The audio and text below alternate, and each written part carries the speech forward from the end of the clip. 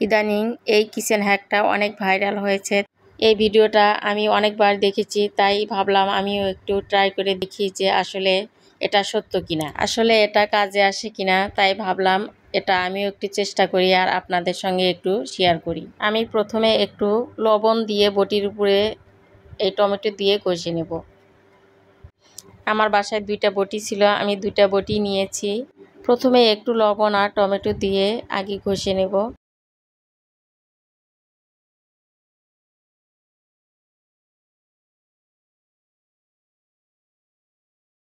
দেখতেই পাচ্ছেন আমি কিভাবে টমেটো দিয়ে কষে নিচ্ছি।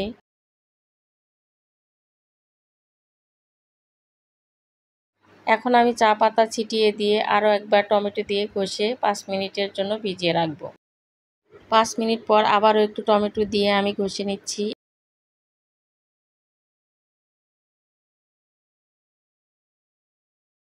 আর কিচেনের যে স্টিলের মাজনি আছে ওইটা দিয়ে আমি ঘষে নেব। ঘষে দেখব যে কি পরিমাণ ময়লা এই বটি থেকে তুলতে পারি।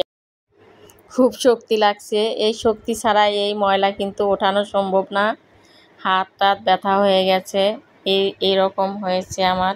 প্রথমে আমি 5 মিনিটের জন্য ভিজিয়ে রেখেছিলাম। এখন আমি আরও 10 মিনিটের জন্য ভিজিয়ে রেখে দেব, কারণ আমি ঘষে খুব একটা ভালো রেজাল্ট পাচ্ছিলাম না।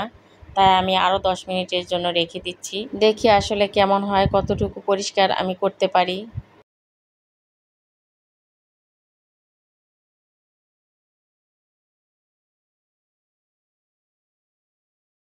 10 মিনিট পর ফিরে এসে আবারও আমি ওই রকমভাবে ঘষে নিচ্ছি। দেখি কি পরিমাণ ময়লা উঠাতে পারি। খুব একটা ভালো রেজাল্ট আমি পাচ্ছিলাম না। আবারও লবণ, চা পাতা আর টমেটো দিয়ে ঘষছি। এভাবে করে পরপর আমি 3 বার এইরকম করে ঘষে নিয়েছি। এবার ধুয়ে আপনাদের দেখাচ্ছি কতটা পরিষ্কার করতে পেরেছি। এই দেখুন, ধোয়ার পরে এরকম রেজাল্ট আমি পেয়েছি। মোটামুটি পরিষ্কার হয়েছে, খুব একটা যে ভালো পরিষ্কার হওয়া তা হয়নি। এদিকে ঘষতে তো আমার হাতের 12টা বেজে গেছে, আঙুলগুলো ব্যথা হয়ে গেছে।